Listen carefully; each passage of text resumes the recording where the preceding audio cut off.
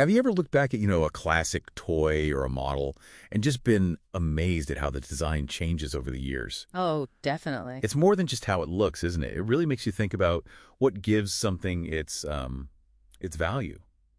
Is it perfection? Or maybe something else? And that's exactly the question we're digging into today. We're doing a deep dive into Tamiya's iconic 110 scale RC kits, specifically two rally legends from the Group B era. Ah, the Quattro and the 037. The very ones, the Audi Quattro and the Lancia 037. We're going to compare the original 1983 kits, that's the Audi 580 036 and Lancia 580-40, with their modern re-releases. Okay, the newer ones. Right, the Audi A2 58667 and the Lancia 58654.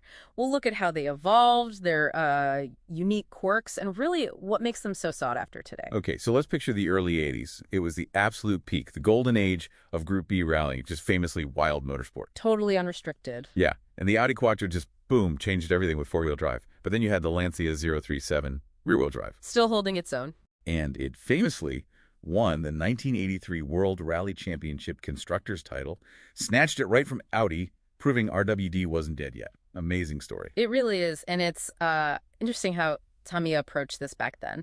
Their early RC designs. Heavily influenced by off-road buggies and monster trucks, they were huge at the time. Right, like the Frog, the Hornet. Exactly. So it wasn't just about saving costs by sharing parts, although that was part of it. It really shaped Tamiya's whole vibe back then. Prioritize fun, make them tough, maybe don't worry too much about perfect scale looks. And that actually leads to some surprising foundations for these kits, right? Yeah, get this. The original Audi Quattro kit, the 580-36, it was basically on a modified Wild Willy M38 chassis. The way, the little Jeep. Yeah. And the Lancia Rally, the 580-40, that used the ORV chassis. The one shared with the Frog and the Subaru Brat. That's hilarious. It's like putting a sports car shell on, I don't know, a pickup truck frame. Pretty much. And that's where we get these, let's call them shared compromises. So both originals were only two-wheel drive. Even the Quattro.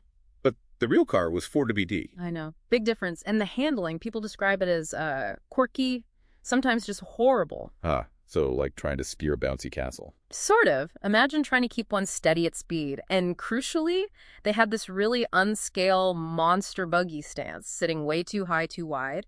Bit of a caricature, really, compared to the sleek real cars. But, okay, despite all those chassis issues, the bodies themselves were something else. Absolute masterpieces, especially the original Lancia 037, the 580-40. It had this incredibly detailed ABS hard body. Ah, the hard plastic ones, not Lexan. Right. Much better for fine detail, holds paint beautifully. That's a massive draw for collectors even now. Okay, so let's jump forward. The modern re-releases.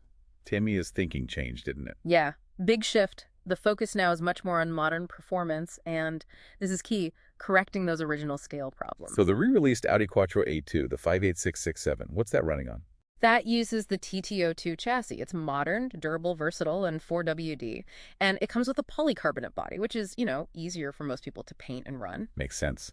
And the Lancia 037 re-release, the 58654. That one's on the TO02S chassis, a bit more of a hobby-grade feel, also 4WD. And the big improvement is?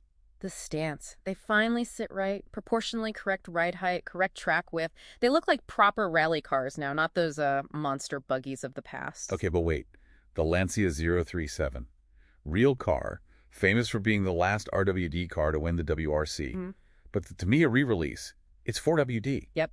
There's the irony. That's wild. So you get this model that looks visually spot on, finally, but the mechanics are actually wrong for its own history. Exactly. It's this fascinating paradox. Visually perfect, mechanically incorrect, heritage-wise. Not performance-wise. Yeah. I assume the new ones are way better. Oh, night and day. Vastly superior handling, stability, all thanks to 4WD and modern bits. Like, the re-release Lancia has proper CVA oil-filled shock absorbers, smooth damping. Compared to the originals. The originals just had basic friction springs, basically just springs resisting motion. Very bouncy, not much control. So this brings us to the big question for, someone looking at these today.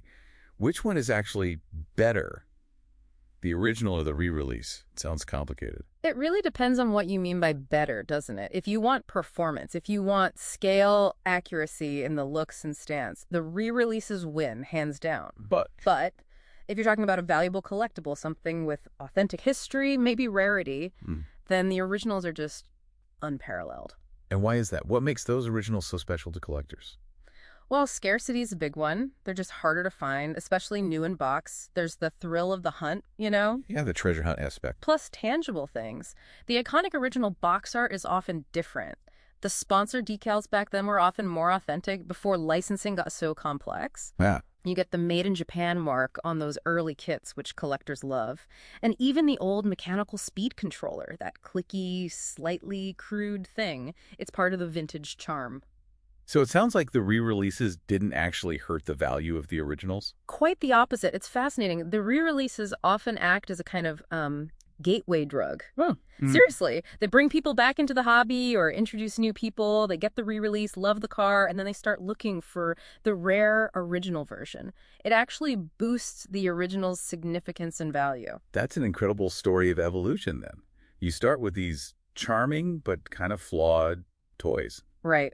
Compromised but full of character. They evolve into these sophisticated, scale-accurate models, and now they sort of live together peacefully in the RC world. They really do. And it just proves that, in collecting, value isn't always about perfection. Sometimes the thing people love the most, the thing they really hunt for, is the one whose flaws actually tell the most interesting story.